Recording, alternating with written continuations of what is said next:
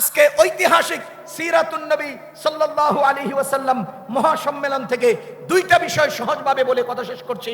এক নাম্বার, আমাদের নবীজি সারা জগতের সকল মাখলুকের জন্য রহমত। ও কার কারণে সিন্নি খাইলা মোল্লা চিনলা না, স্লোগান দিতে হলে মুহাম্মাদুর রাসূলুল্লাহর পক্ষে স্লোগান, কোন নেতা খেতার পক্ষে স্লোগান চলবে না। দুই নাম্বার, জীবন চলতে হলে সুন্নাতুর রাসূলের উপরে চলবে, মিলাদুর রাসূল বা হাদিসুর রাসূলের উপর চলবে না। তিন নাম্বার, হাদিসুর রাসূলকে সুন্নতে রূপান্তরিত করতে হলে, রাসূলুল্লাহর আমালকে সুন্নত কিনা এটা চিনতে হলে সাহাবাই কেরামের জীবন আদর্শকে নিজের জীবনে বাস্তবায়ন করতে হবে। সাহাবাই কেরামকে সত্যের মাপকাঠি মানতে হবে, বিশ্বাস করতে হবে। যদি না মানো, যদি বিশ্বাস না করো, তবে তোমরা গুমরাহ, তবে তোমরা ভণ্ড। করেন ব্যক্তির স্লোগান মানেন। শুনেন, যদি কেউ চামচামি পেতে হয়, যদি কারো স্লোগান দিতে হয়, যিনি আমার জন্য রহমত, জগতের জন্য রহমত, একমাত্র তিনি স্লোগান পাওয়ার হকদার। একমাত্র চামচামি করলে তারই চামচামি করতে হবে। আজকে আপনারা ৭১ কে কি করছে? হ্যাঁ, চামচামি, সকালে একবার, বিকেলে একবার, উঠতে একবার, রাইতে একবার, যাইতে একবার। আপনারা আজকে অমুকের নাম নিতে উজু করা লাগে, তমুকের নাম নিতেই করা লাগে, সেই করা লাগে। এই সমস্ত চামচামি বাদ দিয়া মুহাম্মাদুর রাসূলুল্লাহর পক্ষে উচ্চ আওয়াজে স্লোগান উঠান। মুহাম্মাদুর রাসূলুল্লাহ সকল জগতের জন্য রহমত। যতগুলো মাখলুকের রব আল্লাহ, ততগুলো মাখলুকের জন্য রহমত মুহাম্মাদুর রাসূলুল্লাহ সাল্লাল্লাহু আলাইহি ওয়াসাল্লাম। সেই মুহাম্মাদুর রাসূলুল্লাহর অনুসরণ ছাড়া, মুহাম্মাদুর রাসূলুল্লাহর অনুকরণ ছাড়া অন্য কোন উপায়ে, অন্য কোন পথ পন্থা অবলম্বন করে দুনিয়াতে মুক্তির, আখিরাতে মুক্তির কোনো উপায় নাই। আমি দ্বিতীয় নম্বর যে পয়েন্টে কথা বলছি সেটা হলো, রাসূল করিম সাল্লাল্লাহু আলাইহি ওয়াসাল্লাম বলেন, তারাকতু ফীকুম আমরাইন, আমি তোমাদের মাঝে দুইটা জিনিস রেখে যাচ্ছি। লান তাদিল্লু মা তামাসসাকতুম বিহিমা, তোমরা কখনোই গোমরাহ হবা না, পথভ্রষ্ট হবা না। লান তাদিল্লু, নফি তাকিদ, নফি তাকিদ মিনাল আন ইলা ইয়াউমিল কিয়ামা, পুরা সময়কে নফি করার জন্য আসে। নফি তাকিদ, লান তাদিল্লু, তোমরা কখনোই গোমরাহ হবা না। মা তামাসসাকতুম বিহিমা, যদি এই দুটো জিনিসকে মজবুত ভাবে আঁকড়ে ধরতে পারো। কি কি? কিতাব আল্লাহ ওয়া সুন্নাত রাসূলিল্লাহ। আমি ছাত্র ভাইদেরকে বলছি, কিতাব আল্লাহ, কিতাবুন আর আল্লাহ, কিতাব আল্লাহর দিকে ইজাফত হয়েছে, কিতাব আল্লাহ। দ্বিতীয় জিনিসটা কি বললেন? সুন্নাত রাসূলিল্লাহ। আমরা সবসময় জেনে থাকি কিতাবুল্লাহ আর রাসূলুল্লাহ, কিন্তু নবীজি কি বললেন? কিতাব আল্লাহ ও সুন্নাত রাসূলিল্লাহ।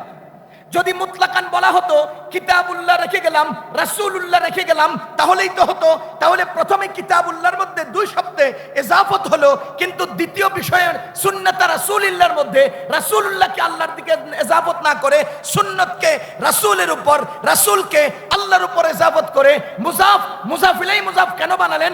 এর মূল কারণ হলো রাসূল করিম সাল্লাল্লাহু আলাইহি ওয়াসাল্লাম কিতাবুল্লাহ আর সুন্নাত রাসূলিল্লাহ বলার উদ্দেশ্য হলো মুতলাক রাসূলকে অনুসরণ নয়, রাসূলের সুন্নতকে অনুসরণ করতে হবে। আমি আরো সহজে বুঝিয়ে দেই। রাসূলুল্লাহর মধ্যে তিনটা জিনিস পাওয়া যায়, খুব খেয়াল করব। রাসূলুল্লাহর মধ্যে কয়টা জিনিস পাওয়া যায়? তিনটা। এক নাম্বার, রাসূলুল্লাহর মিলাদ, মিলাদুর রাসূল। দুই নাম্বার, রাসূলুল্লাহর হাদিস, হাদিসুর রাসূল। তিন নাম্বার, রাসূলুল্লাহর সুন্নত, সুন্নাতুর রাসূল। কয়টা জিনিস পাওয়া গেল? তিনটা। মিলাদুর রাসূল, হাদিসুর রাসূল, সুন্নাতুর রাসূল। নবীজি যদি বলতেন কিতাবুল্লাহ রেখে গেলাম, রাসূলুল্লাহ রেখে গেলাম, তাহলে এই রাসূলুল্লাহর তিন অপশনের কোন একটা অপশনকে গ্রহণ করে মানুষ মুক্তির উপায় খুঁজে নেওয়ার চেষ্টা করত। কেউ মিলাদুর রাসূলকে গ্রহণ করত, কেউ হাদিসুর রাসূলকে গ্রহণ করত, কেউ সুন্নাতুর রাসূলকে গ্রহণ করত। ও দুনিয়ার মানুষ, নবীজি লান তাদিল্লু বলে যে দুই জিনিস রেখে গেলেন, সেখানে নবীজি বলে দিলেন কিতাবুল্লাহ আর সুন্নাতে রাসূলুল্লাহ। তার মানে হলো তোমরা মিলাদুর রাসূল গ্রহণ করলে গুমরাহি থেকে বাঁচতে পারবা, এই স্বীকৃতি দেওয়া হলো না। তোমরা হাদিসুর রাসূলকে গ্রহণ করে গুমরাহি থেকে মুক্তি পাবা, এই স্বীকৃতি দেওয়া হলো না। একমাত্র স্বীকৃত মুক্তির রাস্তা হলো সুন্নাতুর রাসূল। আচ্ছা বলেন তো, মিলাদুর রাসূলকে গ্রহণ করেছে এমন লোক বাংলাদেশে আছে না নাই? যাদেরকে আমরা আহলে বেদাত বলি, যারা মিলাদুর রাসূল নিয়েছে তারা হলো আহলে বেদাত। যারা হাদিসুর রাসূল নিয়েছে, এরকম আহলে হাদিস বাংলাদেশে আছে না নাই? যারা হাদিসুর রাসূল নিয়েছে আমরা তাদেরকে বলি আহলে হাদিস। আর রাসূলুল্লাহ বলেন সুন্নাতে রাসূলিল্লাহ, সুন্নাতুর রাসূল গ্রহণ করো। যারা সুন্নাতে রাসূল নিয়েছে তাদেরকে আমরা বলি আহলে সুন্নাত। শুনে রাখেন, আহলে বেদাত গুমরাহি থেকে বাঁচতে পারবে না, আহলে হাদিস গুমরাহি থেকে বাঁচতে পারবে না, আহলে সুন্নাত গুমরাহি থেকে বাঁচতে পারবে। এজন্যই নবীজি বলেন তারাকতু ফীকুম আমরাইন লান তাদিল্লু মা তামাসসাকতুম বিহিমা কিতাবাল্লাহ ওয়া সুন্নাত রাসূলিহি। একমাত্র আমি তোমাদের জন্য দুই জিনিস রেখে যাচ্ছি, কিতাবুল্লাহ আর সুন্নাতে রাসূলিল্লাহ। এর বাহিরে হাদিসুর রাসূল নয়, মিলাদুর রাসূল নয়। বাংলাদেশে মাজারপন্থীরা মিলাদুর রাসূলকে নিয়েছে, ওই আহলে হাদিসরা হাদিসুর রাসূলকে নিয়েছে। আমরা সুন্নাত নিয়েছি, আমরা আহলে সুন্নাত। ইনশাআল্লাহ আহলে সুন্নাত ছাড়া বাকি দুইটা গোমরাহ। আহলে সুন্নাত ছাড়া বাকি দুইটা গোমরাহ। সুতরাং এই হাদিস থেকে আমাদের বুঝতে হবে নবীজি সাল্লাল্লাহু আলাইহি ওয়াসাল্লাম কেন সুন্নাতু রাসূলিল্লাহর মধ্যে তিন শব্দ ইস্তেমাল করেছেন। এর কারণ হলো সুন্নাতটাই উম্মতের পালনীয়, হাদিস নয়, মিলাদ নয়। এখন দেখার বিষয় হলো সুন্নাত কোনটা বুঝবো কিভাবে? সুন্নাত কোনটা বুঝবো কিভাবে? খুব ভালো করে বুঝেন, রাসূলুল্লাহ আর আমরা মাঝখানে রাসূলুল্লাহ যাদের কাছে দ্বীন শরীয়ত রেখে গেছেন, নবীজি যাদের সামনে বলেছেন, নবীজি যাদের সামনে করেছেন, নবীজি যাদের সামনে যাদের কৃতকর্মকে অনুমোদন দিয়েছেন, তারা যেই জিনিসটা করবেন, যেই জিনিসটা বলবেন, যেই কাজটা করবেন, কিয়ামত পর্যন্ত উম্মতের জন্য তাই শরীয়ত, তাই সুন্নাত।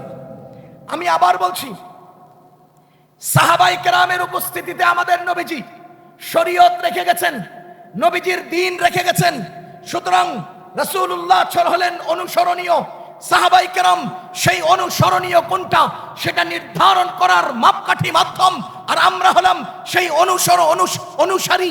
সুতরাং মুসলমান, সাহাবায়ে কেরাম যে আমলটা করেছেন, সাহাবায়ে কেরাম যে আমল করতে বলেছেন, সেটাই উম্মতের জন্য শরীয়ত, সেটাই উম্মতের জন্য সুন্নাত। যা সাহাবীগণ করেন নাই, যা সাহাবীগণ বলেন নাই, তা হাদিসে থাকলেও উম্মতের জন্য সুন্নাত নয়। এবার বলেন রাসূলুল্লাহ হক, বলেন না রাসূলুল্লাহ হক, সাহাবায়ে কেরাম হকের মাপকাঠি, আমরা হকের অনুসারী। রাসূলুল্লাহ হক, সাহাবায়ে কেরাম হকের মাপকাঠি, আমরা হকের অনুসারী। যারা বলবে সাহাবায়ে কেরাম হকের মাপকাঠি নন, তারা বাতিল, তারা ভণ্ড।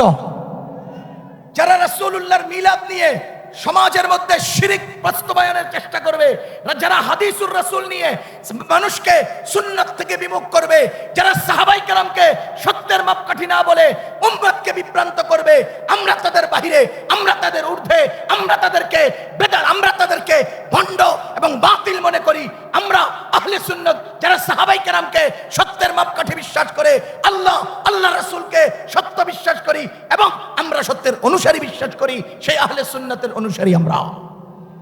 সুতরাং মুসলমান, আমরা খুব সহজভাবে বলছি, সাহাবায়ে কেরামকে সত্যের মাপকাঠি মানতে হবে, কারণ সাহাবায়ে কেরাম যা করেছেন, করতে বলেছেন, তাই উম্মতের জন্য শরীয়ত। সাহাবায়ে কেরাম যা করেন নাই, তা হাদিসে থাকলেও, কিতাবে থাকলেও উম্মতের জন্য সুন্নত নয়, শরীয়ত নয়। নবীজি বলেছেন সুন্নত মানো, সুন্নত মতো চলো, তাহলে গুমরাহি থেকে বাঁচবা। আমি সুস্পষ্টভাবে আজকে ঐতিহাসিক সিরাতুন নবী সাল্লাল্লাহু আলাইহি ওয়াসাল্লাম মহাসম্মেলন থেকে দুইটা বিষয় সহজভাবে বলে কথা শেষ করছি। এক নাম্বার, আমাদের নবীজি সারা জগতের সকল মাখলুকের জন্য রহমত। ও কার কারণে সিন্নি খাইলা মোল্লা চিনলা না, স্লোগান দিতে হলে মুহাম্মাদুর রাসূলুল্লাহর পক্ষে স্লোগান, কোন নেতা খেতার পক্ষে স্লোগান চলবে না। দুই নাম্বার, জীবন চলতে হলে সুন্নাতুর রাসূলের উপরে চলবে, মিলাদুর রাসূল বা হাদিসুর রাসূলের উপর চলবে না। তিন নাম্বার, হাদিসুর রাসূলকে সুন্নাতে রূপান্তরিত করতে হলে, রাসূলুল্লাহর আমালকে সুন্নাত কিনা এটা চিনতে হলে সাহাবায়ে কেরামের জীবন আদর্শকে নিজের জীবনে বাস্তবায়ন করতে হবে। সাহাবাই কেরামকে সত্যের মাপকাঠি মানতে হবে, বিশ্বাস করতে হবে। যদি না মানো, যদি বিশ্বাস না করো, তবে তোমরা গুমরাহ, তবে তোমরা ভণ্ড। আল্লাহ তাআলা আমাদেরকে কথাগুলো বুঝার তৌফিক দান করুন। ঐতিহাসিক এই সিরাতুন নবী সম্মেলনকে কবুল করুন। উলামায়ে কেরামকে আল্লাহ তাআলা দ্বীনের সাথে সব সময় যুক্ত থাকার তৌফিক দান করুন। আসসালামু আলাইকুম ওয়া রাহমাতুল্লাহি ওয়া বারাকাতুহু।